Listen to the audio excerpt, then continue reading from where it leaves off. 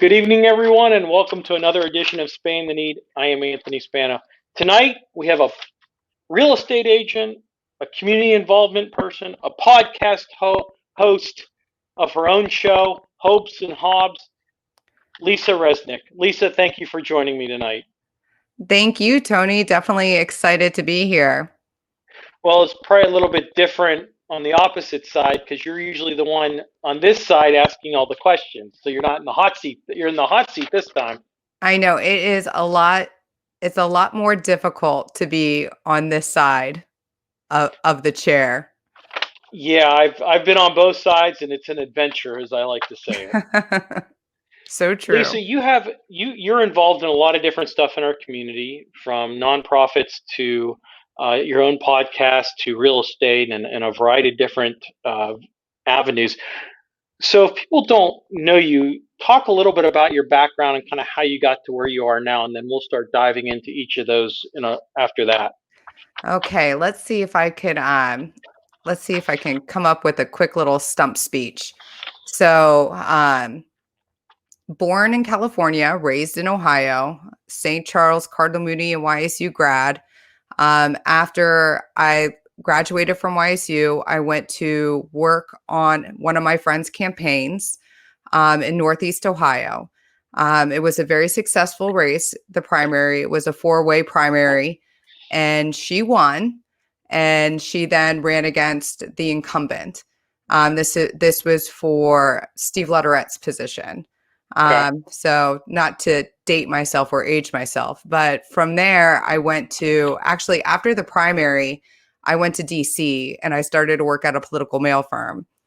And the team that I signed up for politically had a hard year that year.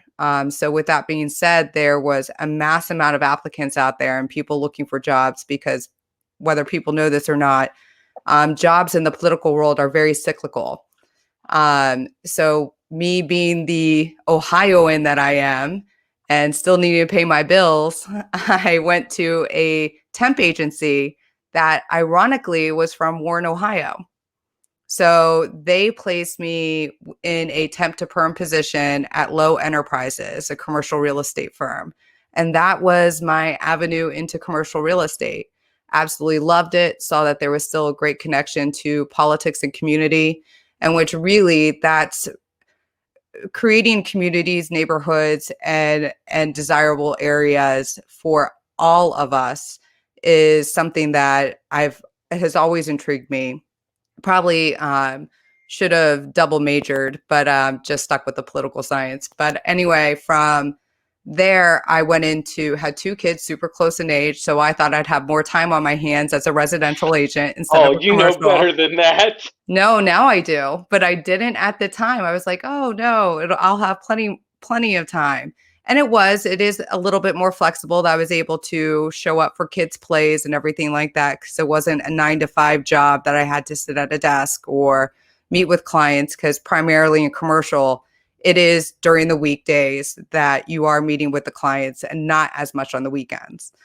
Um, but went into the residential field, did very well with that in the DC metro area, but I was really longing to come home. And every time I came home, I saw the difference and the progression that was happening in our area.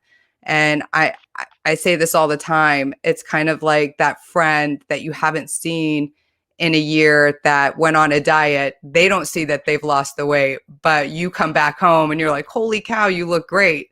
So, I mean, it was a constant feeling and still actually here while I'm here, have that feeling of we have made so much change in the positive.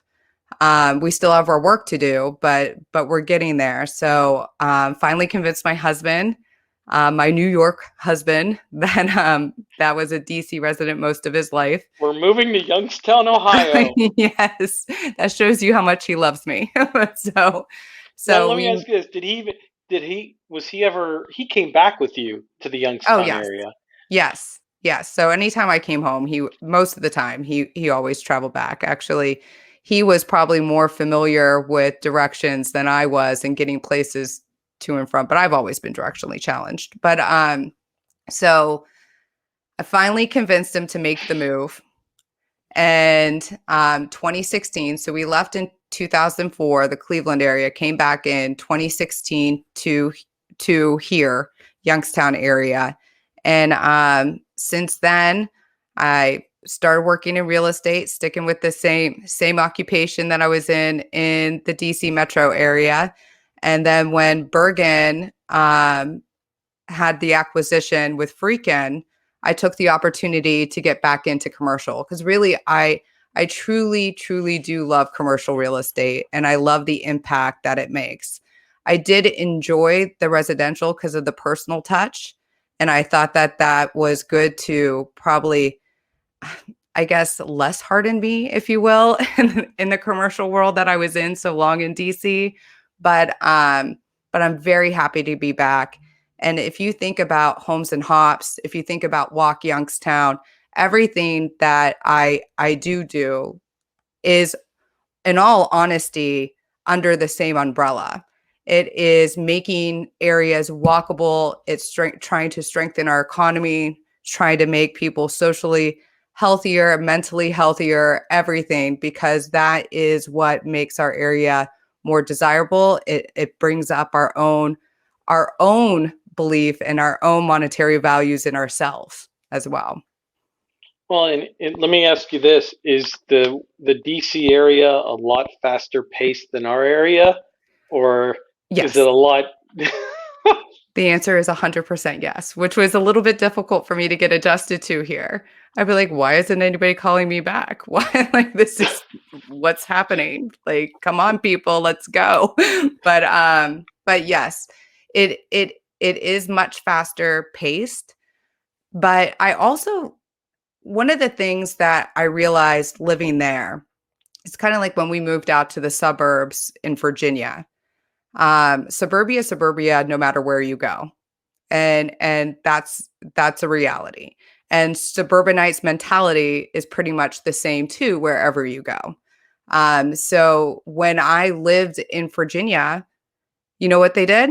They complained that there was nothing to do, that there was nowhere to go. Where it's the same old. It's like you have DC right there, literally right Exactly, there. But exactly. so it's the same thing here because it is true. And I remember Derek McDowell had a meeting downtown once in which he had a lot of the stakeholders of the area there. And he was like, let's list off what we have going on. I mean, and it was such an extensive list of things, of activities that we can do, whether it be the arts, whether it be restaurants, whether it be entertainment. We have so much going on here as well that I think that it's just one of those things that we have to mentally overcome ourselves and take advantage of the things that we have, Well, which is especially difficult. yeah, exactly. Especially, I would say 10 years ago, there wasn't really much of downtown Youngstown. I know you and I went to Youngstown State It, together. and there wasn't. Where did we go? We usually went to Boardman, or That's we went right. to Austin We Town, had or we had Inner Circle and Pogos on campus. yeah. That if you hey These now you kids these or, days have no idea. yeah, yeah, or Ernie McDougal's.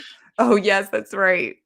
And or if you really wanted to push it and really age us, we would have JJ's This is or true. those JJ's places had up great in the wing uptown. specials. Yes. Yeah. Well, I think we it was the young professionals at that time that really kind of pushed the envelope and saying, "Hey, we're sick of people leaving the valley." Because I remember when I graduated, I half my friends left, Yes.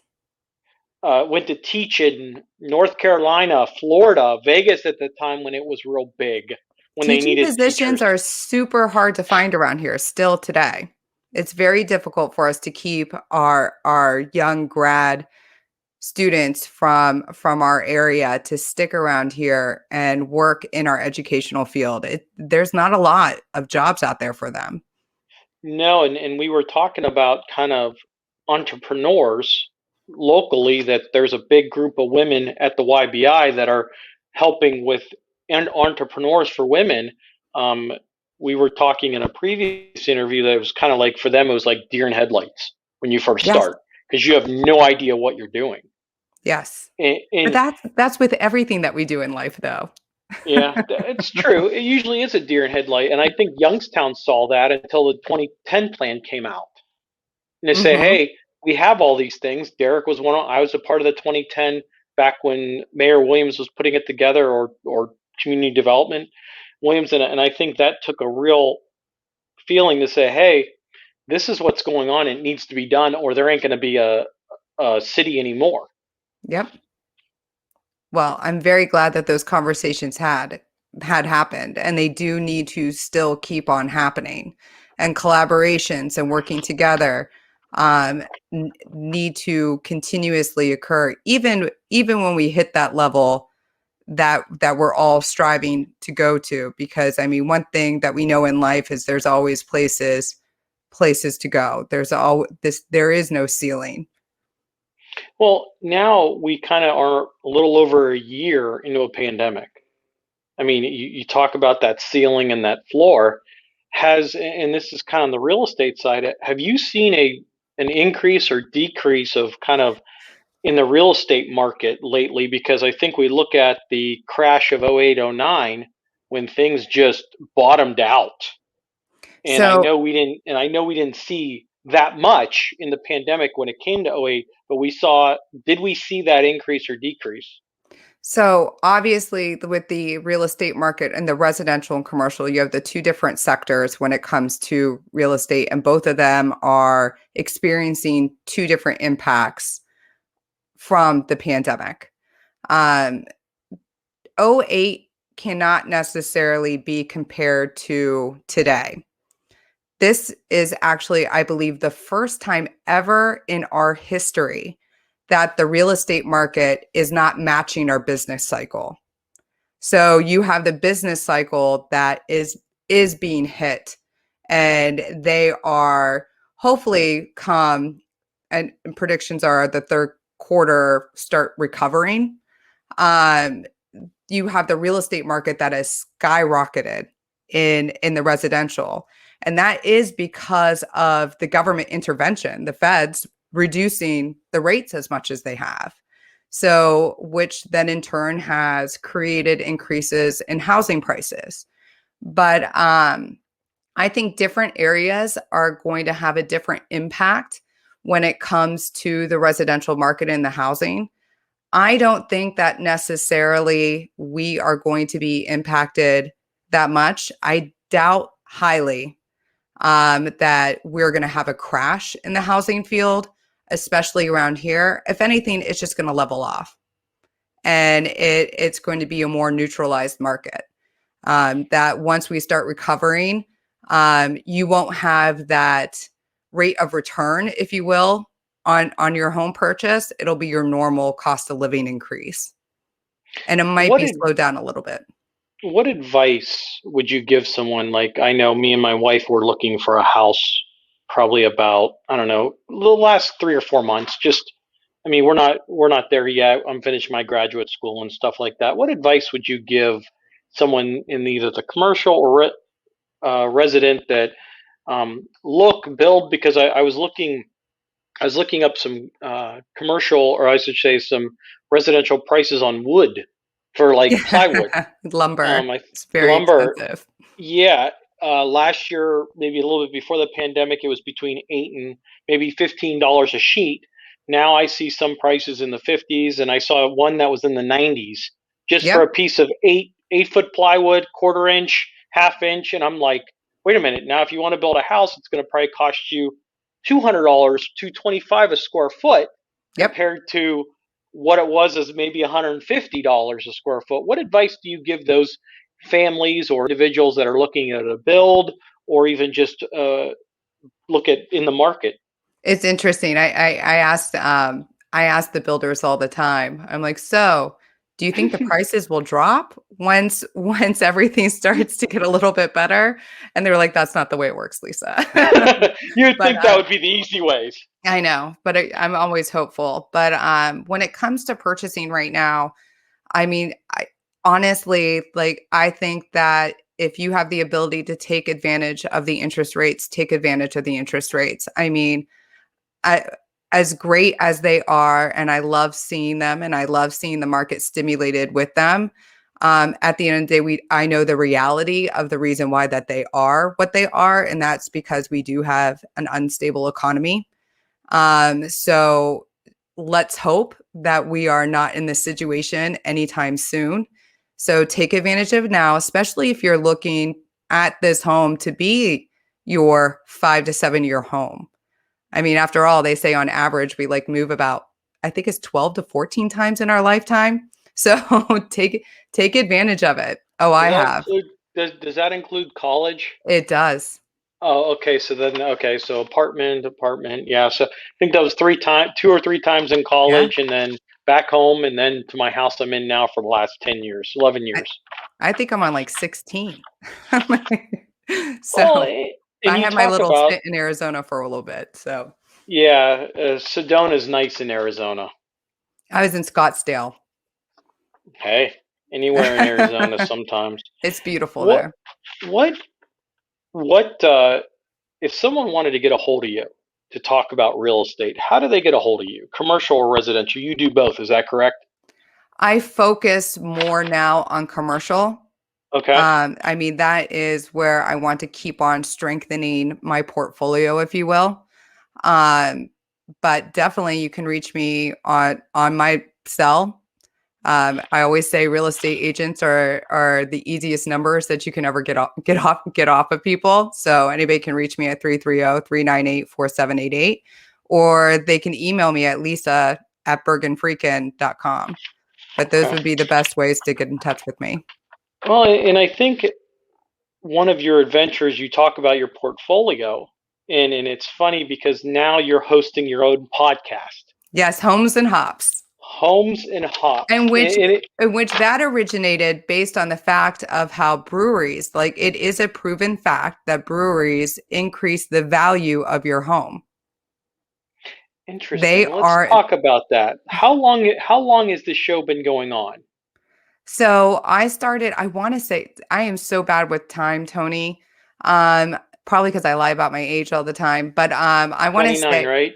28. 28 to 50. Sorry, was off by a year. But I want to say I started about 3 years ago, and I started it with another agent in the Bergen office, and she was very awesome because I was definitely nervous to do it on my own. I don't do well with these situations at all. I've gotten a little bit better that my voice doesn't shake as much, but she was phenomenal and saying, "Sure, yes, I'll do it with you." So we started off doing Facebook video vlogs, if you will. But we do like short 5 and under 2 minute videos Yeah, we're way with past that now. yes, with the local brewers, and it was based on the fact of you had that connectivity of breweries and statistically proving that if your home is in walking distance to a brewery, that your home value with that brewery being there has has been positively impacted. I got to There's see no that study. it's everywhere. I can send it to you, but I could. There's also there's no. They're doing the studies now, but there's no direct connection to the commercial industry as well. But without a doubt, breweries have become more of an anchor store now, like your grocery store. So having them there does help then start filling the void of other spaces that need to be occupied. I mean, they're very family oriented. People look at them as very neighborhood connected. And our breweries here, I mean, Birdfish, Noble Creature, Modern Methods, they have all done such extra Sandy Springs and Minerva, like they have all do such a strong job, not strong job, but a great job at connecting with their community and lifting their community up at the same time, and then them just doing better because of what they're doing for everyone else. I mean, they are definitely a business to emulate. So I should assume that's where you got the idea of drinking Yes, pretty during. much. Pretty much. So that's where the homes and hops came from. And like in reality, our homes are always just beyond the walls that we live in, right? And I used to say this all the time in DC. We used to show people a pie chart and we would be like, pick two pieces of the pie. Those two pieces dictate the other. And that was your location, your price point, and the style of your home. So unless you're Bill Gates or Bezos, you only get two pieces of the pie. So Oh, come if on. I know, so if your price point is 100,000 and you want a single family, well, that's going to dictate your location. Or if your purpose is your location, and then this is the style home that you want, well, this is the price you're going to have to pay for it. So it's just interesting. And I advise you to do the same when you're on your home search. I leave that my wife runs that area. I only want a couple things of like a nice little big kitchen, and she can have I only want like the one room in the house. That's all. She can have everything else. You learn from your parents and everything. The women wears the pants 100%. in the family. But I didn't say that out loud. But I still love her. What what are some of the stories that have come out of these podcast interviews that you've been excited about, or that you've really uh, turned a turned a corner that you really enjoyed and really didn't know? Oh, I didn't know that. I think I learned something new from every guest that I have on the show. Um, and they each of them inspires me. And that is the reason why I went from the 5-minute vlogs to doing a podcast, because their stories were so important and so important for other people to hear. Because I think a lot of times we get bogged down in life, and life does hit us hard. And hearing these stories of people that like Aspasia, Penguin City, Aspasia. I'm not going to say her age, but I mean, it. 28. That's right. She's around my age, but so she and her husband basically, where other people would be like, "Hey, we're in our careers, we don't like our jobs, but this is what we have to do," took a leap of faith and decided to open up their business later on in life and have been extraordinarily successful doing so. Same thing with Birdfish, the changes that they made. I mean, Greg was actually Birdfish Greg and Pine Lakes. They were both in gas. They were engineers, petroleum engineers. And they decided, hey, this market and this industry isn't stable at this point. Let's look at different, and we're not that happy. Let's see what we can do that would make us happy. And both of them have been extraordinarily successful in doing what they're doing now. It's long hours and it's hard, and they don't skirt the fact that it is a lot of time and effort and business planning and labor. But it just goes to show, when you have the passion for what you're doing, you can be very successful. Bergen Well, with One Hot Cookie is another great yeah, story. Oh, in yeah, women in entrepreneur, even with their husbands or partners. And Penguin City is going to make a huge impact here in the next 12 months I with know. their new facility opening up in late summer. I think is what their late summer. I think it was when they opened. I'm not Fall. exactly sure, fall, but I The mean they got a the lot of room to goal work. They do. The goal is October 2021. That, I mean, let's hope it happens. We know how construction can be. We know that there's a lot on the State Department side, and with licensing and everything. We know a lot of those jobs. People are working from home, and it's unfortunately lengthened the amount of time and response by the state, which I can't wait for people to get back to work and back to the office. Even though I'm sure millions of people will disagree with me, I do think that people work better in an office atmosphere. But and I think that there's a flex ability to be able to satisfy both. But 100%. You'll have Penguin City down there. You have Youngstown Flea on the other side.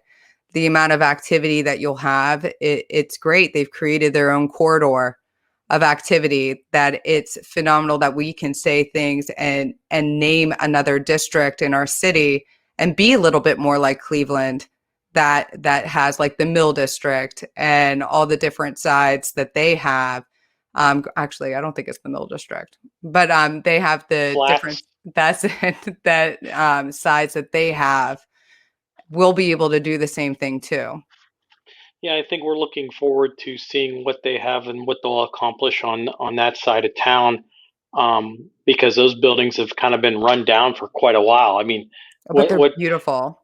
exactly, and what people don't realize is they built really great buildings back 100 years ago to last forever. That's I how they know. built them. I And know. nowadays, I don't think you get that type of uh, quality compared to like all these houses in the city of Youngstown in different area facets of all over the area where houses have been up for almost over 150 years. I know. They're beautiful, like over by Crandall Park, Fifth Avenue. I mean, the homes that we have in our area, the problem is homes need to be occupied and they need to be taken care of, just like us as humans. And once the neglect happens or there's vacancy for an extended period of times, that's when you'll usually see homes start to deteriorate. They need Especially, love. yeah, they need a little TLC. I Yes, totally they do. understand it. Well, it's funny because you look at Fifth Avenue, they have those humongous houses that are between 3 to 6,000 square foot, Yes. depend that are roughly between 175 and $250,000. If Yes. you were to if you were to go to a Canfield or a Boardman or a Howland or Cortland, you're probably looking at well over close to half a million, maybe a little bit more than that. 100%. So what I mean, ultimately, what I would love to see happen, like Sugar and Falls, Hudson, all those homes that are closer connected to commercial. I would love to see like in the Poland area, in the Canfield area, on the north side of Youngstown, all those homes that are so closely connected and have the walkability that they do. I would love to see those home values increase, but and I believe it will happen once the commercial starts filling in the void as well. Yeah, and we have kind of Belmont Avenue that's kind of gone out over a transition over the past 10 years with Walmart coming in, businesses closing, opening up. There's been a lot of action over on there. Yes, definitely. There's a In, lot in, more in action than I think people realize that's happening in the commercial industry, and a lot more interest with businesses. And that's another, and I've mentioned this before, that's another silver lining, if you will, in the pandemic is that you will have industries that have the Pittsburgh office and they have the Cleveland office because they are two different markets that are starting to look at our area to consolidate. well, and you look at that is the quality of life is improving in the Mahoning Valley, and the cost of living is down. I That's should say right. the cost of living. It's not a lot to live here compared to outside of Cleveland or outside of Pittsburgh, the Cranberry or the West Lakes and everything like that. Where if people don't realize there are a lot of people that live in Canfield, Mineral Ridge, Jackson, Milton, North Jackson that go to Cleveland for their jobs, That's and the right. opposite on Poland, Boardman, New Middletown that go to Pittsburgh because of their jobs. That's exactly right. That's exactly right. And then with everything that's been happening, I know that larger cities such as New York and San Francisco, Los Angeles, because it is true, and I think if you if you watch that documentary with Ian Benenson, his brother who lives in California even made the comment about the housing crisis that they're dealing with there because everything's so extraordinarily expensive. Uh, you see a bit of a mass exodus, if you will, in those larger cities during the pandemic that people are are are like there's no reason that we're paying the taxes that we are. The cost of our homes is just extraordinary. So let's readjust our life and our lifestyles, and they're looking for other places to go. There was a report that came out that said people were moving to Texas, Florida, South Carolina, Arizona True. from North Chicago, Carolina as well. um, New York, because they can either work remotely, or there was an article that said that they sold their apartment in Youngstown, or I'm sorry, in downtown New York City for like $1.1 million, and bought a house that was 4 times as big in North Carolina and Florida for a quarter of the price, and now they banked all this money, and now they're That like, well, we love it here. that's true. A matter of fact, in Virginia, before the pandemic, we did have a lot of people from California moving out there and buying, going from a 600 square foot bungalow that they were able to sell for like $2 million to spending 650,000, which is still a lot, especially for this area, and having a new construction that's 3,500 square feet, brand spanking new on an acre or half acre lot. And just So enjoying the outdoors. exactly, And exactly. I think you're seeing the transition now, that the pandemic has really brought some things to light with what people are going through, and they're like, you know what, I'm people have kind of got, some are used to the downtown, they love it. Then you have people that are now saying, you know what, we need to get out of here. And I think the pandemic has condensed what they're trying to do to going to Tennessee or North Carolina, Texas, and where you can have some land. Yep, very true. It's interesting when we bought our first home in Virginia, you like it was amazing the different responses from our family. So my husband's family from New York thought it was a great deal, was Because of the amount, probably. so very excited for us. My family came up and was like, "Are you crazy?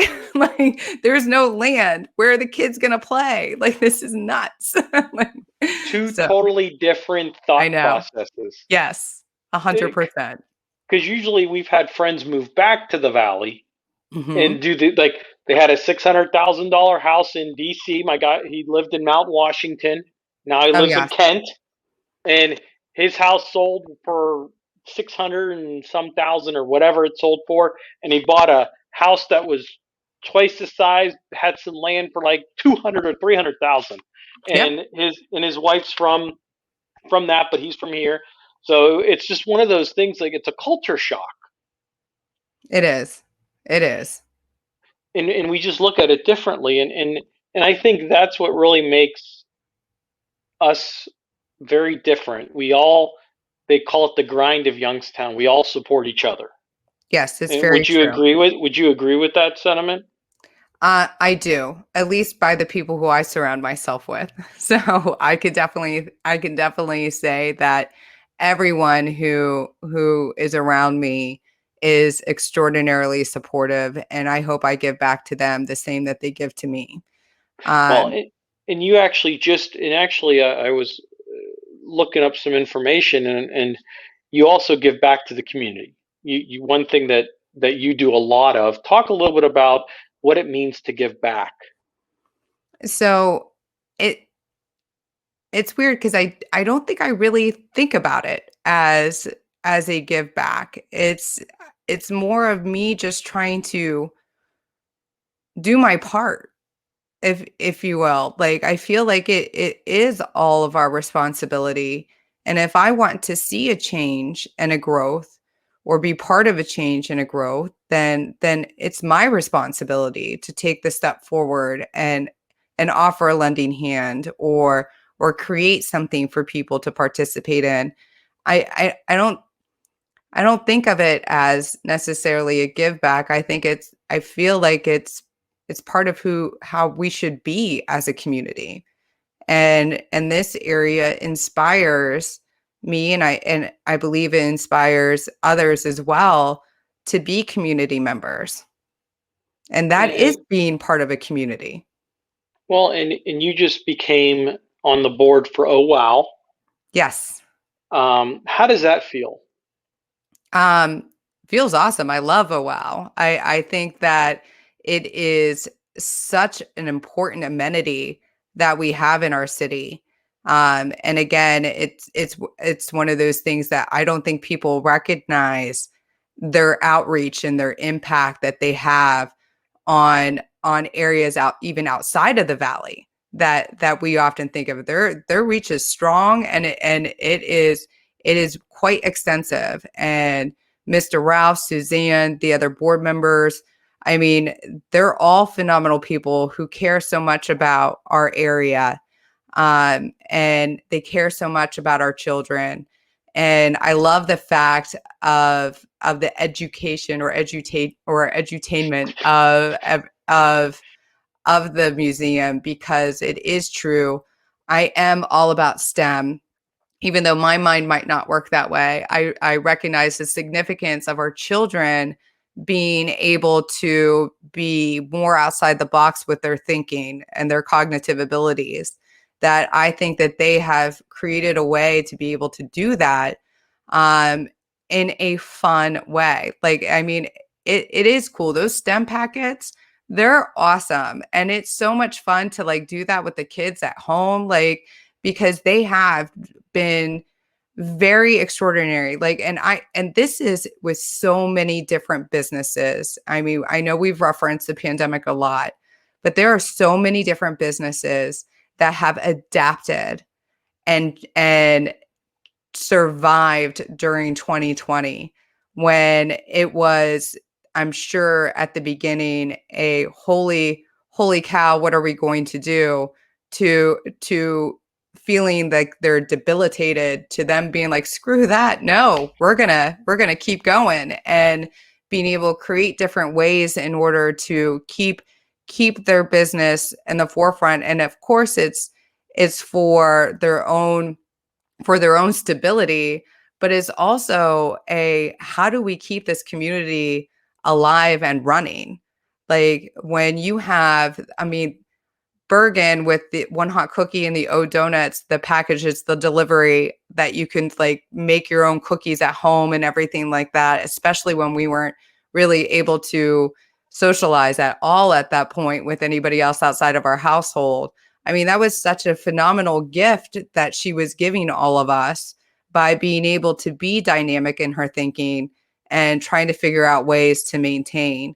Um, and we see that a lot, like, oh wow, with the STEM packets, that's basically how those were created, was thinking outside the box, thinking, how do we still touch people? How do we still get our kids still engaged and learning and doing it in a fun way? And it's absolutely phenomenal that they created the STEM packets. And it's great to see that most of these things that everybody has done, beer distribution up and all those things, and all those things. But it's great to see Deliver that. beer now. I think I they just know, came out right? with Oh it. my gosh, when Modern Methods had the beer delivery, I was like, this is the greatest thing ever. But anyway, but Where's like, my beer? Deliver it. it was awesome. But seeing how they're going to transition back when we start opening up, that they're not like, hey, we're going to cut off everything that we've learned in 2020. It's how to this 2021 is their adjustment period. Like, how do we transition back and keep what we've learned new? Which is going to be extraordinary. I think that's going to grow everyone's business even more. Well, I think one thing that really, like, we had Mr. Ralph on. He At is least awesome. he's great, and we had him on a couple times. One show he did some things for the kids, and we had a great response, and then we had him on for masks because with YSU. Yep. So we teamed up and said, "Oh, masks don't work," and so we tried to demit that bug.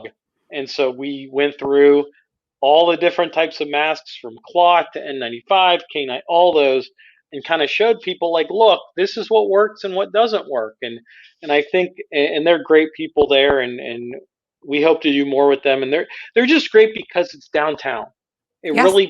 It's really a anchor in that community with a lot of the other businesses down there. And I think one thing that happened was that the businesses, once the pandemic hit and tried to change their model, really said, you know what, I think some may have not been giving back to the community as much, but I think a lot of businesses pushed it up a notch across the board and said, you know what, we really need to help more than we normally do. And I think you saw a lot of people that normally didn't volunteer a lot, volunteered a lot more, gave back to the community more, may have not donated, but found resources that they had to give.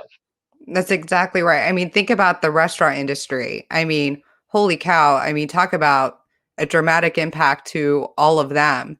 And yet, Alberini's, Magic Tree, like I can't even think of everybody that participated, like actually gave back to our frontline workers and gave even more to them when they were already hurting. I mean, it's just absolutely amazing to me.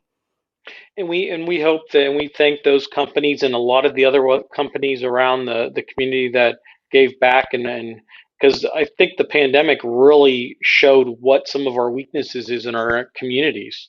This is very true. So we kind of look back at that and say, you know what, we need to change the way we do stuff. We need to change the way we react and do. So those are some of the things. What's the future hold for Lisa? I don't think that far in advance. I think I learned when, I mean, I think I was like in my mid 20s and I was going to be boardroom, no husband. If I was going to have kids, I was going to have kids. I don't need the man to do have kids. Okay. And then lo and behold, I've been married now for 16 years or no, 14. I don't even know. 14 years, two kids. So you're 28 now, so minus okay. I know. I know. I was very mature, I guess. But I mean, I learned early on in life that I don't go by a 5-year plan at all. So when I look at the future, I look at like, hey, what do I have going on next week? And I do. I have my ideas in my mind, of course, in which a lot of them are written down and plans are in the works. But those are not necessarily future things for me. For me, those are I'm working on them now, so they're now things that hopefully in the future other people will see. What's planned for Homes and Hops? Oh, to keep on going. Um, Any we good? we just have we do have a great amount of subscribers, which I truly appreciate that people tuning in. Um, So I just want to keep everybody's stories out there. And really, it's about all of our entrepreneurs in our area, our advocates in our area, our community leaders that, just like you, I want to make sure are continuously showcased over beer. Hey, maybe some wine, and this is water, by the way, just so everyone knows. I know, I just have water too. It's what.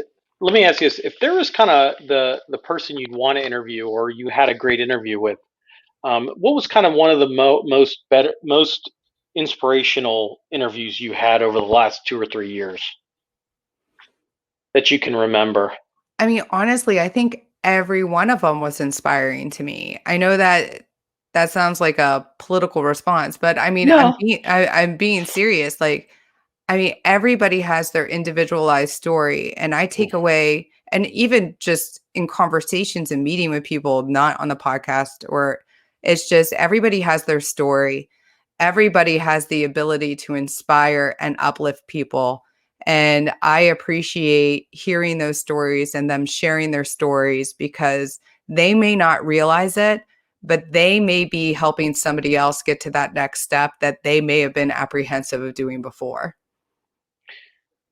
What what does it look like if you, so you're, as a entrepreneur yourself, because you're in the real estate, which is an independent contractor type person, you're working for yourself, and you Yes. have this podcast and everything.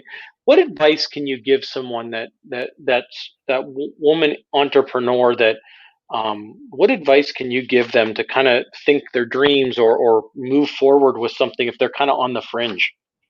So it's funny. So I was recently asked the same question. Response will be the same. Be open to opportunities and change. Be resilient. Make sure you surround yourself with a strong team, whether it's in your professional world or your personal world, and and just be yourself. Okay. And if they wanted to catch your podcast, where can they catch your podcast? Where do they go? So you can subscribe to the Homes and Hops podcast. Please do. You can do it through Apple Podcasts, Stitcher, all the podcast platforms that are available out there. You can also go to homesandhops.com, in which you can listen to the podcast that way, as well as some videos that I still incorporate every once in a while. So it's all, so the podcast is all audio, and is that It correct? it is all audio. Okay. So Okay. if you go So for a run, driving in your car, going for a walk, bicycle ride, kayaking, whatever, put your earphones in and listen. and it's funny because probably 3 years ago we didn't know much about podcasts. Oh yeah, they definitely have strengthened in numbers. I think there's about 500,000 podcasts in the US right now. Yeah, that's not, that's, I would think that's not a lot, but I could be wrong. It's grown exponentially. So, I Yeah, mean, I know that. there used to be a Well, lot less. Lisa, yeah, Lisa, I appreciate you taking time and thank you for coming on the show. Thank you. I appreciate it, Tony. It's nice seeing you again. Always, it's been a while. So at the end of each show, I like to have some fun with the guests. Are you up for a little fun for some questions? Sure, shoot. So any answer can be personal or professional. It's totally up to you. My thing is I don't think there's a right or wrong answer, but some people have disagreed with me. All right, let's go. Best accomplishment. Oof, my These are children, harder questions. These are probably harder questions than the ones I just asked. my children, Okay. Best memory. my children, giving birth to my children. It Okay. is like literally, Tony, I don't know how it is for a man, but I can tell you as a woman, like I will tell you, you don't know your capacity to love until you hold your child in your arms for the first time. It is the greatest gift that has ever been bestowed upon me, and I am grateful every day. Okay. Best experience? Ironically, I would say finishing my 50K. 50K. Yes, How far is that in miles? 32. Oh, wow. Sometimes, okay. That's far. Where'd It you it do was that? far. I did it in Williamsburg Trail, called the Manic Single Track 50K. How But long did you train for that? probably about 6 months. I had run marathons before, um, but I volunteered for the North Face Challenge, and which was a marathon 50K and 50 miler. Um, the 50 milers did not inspire me. They scared me. Like I was like, there's no way. I see people crying everywhere and limping. Like this is not it. But You go to the event once and you're at the ending. I'm like, no. I ain't But doing no 50 mile. yeah, but like the 50K, those they I felt like I could try that. Um, it's not it's not that I don't think marathons are challenging because number one, I am not super fast. That's never been a goal of my life to be like an 7 minute, 6 minute mile runner. Um, 6 or 7 minute quarter yeah, mile for I'm me. like I'm totally cool with being low, but like the 50K, I felt I could that was something I could accomplish. and I wanted to know that I could be taken down and broken down and not quit. And a marathon never did that for me. The 50K definitely did. So that was probably one of the greatest experiences that I've had in my life. Okay. Okay. Who's your role model? First of all, my mom, of course. Okay. But really, I mean, there are so many people that I do look up to, that are that do have an impact on my life. And that's why I do make sure that who I do have around me are positive, inspiring people, fun people too, that truly appreciate and enjoy the lives that we have. Okay. And the last one, if there was one person you would want to meet, past or present, who would it be and why? Audrey Hepburn. Why would And you want to meet her? because she is somebody who had a very, and I'm missing the word, but traumatic, if you will, beginning life experiences during the Holocaust, and her family's role and where she was, and adapting to circumstances that she did, to being such an elegant person in life, her professional life as well as her personal life, to how much she gave back continuously until her dying day. I mean, she is someone that I would love to have met. Okay. Lisa, I appreciate you taking time. Thank you, Tony. I really appreciate it.